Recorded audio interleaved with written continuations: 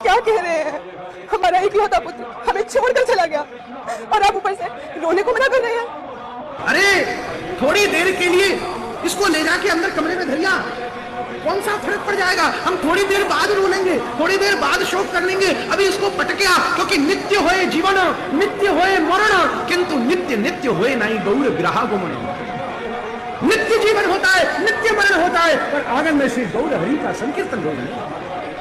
क्या इसको पटकिया था? इतनी देर में श्रीमन महाप्रभु भी भावावेश में नृत्य करते हुए आगे। शिवास, शिवास आप कहां चले गए थे? मैं देख रहा था नृत्य भाव कीर्तन का उत्साह शिथिल पड़ रहा था। अरे राम राम राम, कैसी बात है? हरिबोल हरिबोल, घर में संकीर्तन चल रहा है और बेटा सो रहा है, ये तो बड़ा भारी प्रमाद का विषय है। बेटा जग जग जग कह के महाप्रभु ने हाथ बढ़ाया, वो मरे हुए ने भी एकदम गौर हरि का हाथ पकड़ लिया और महाराज उठ के खड़ा हुआ और दिव्य भाव से हरे राम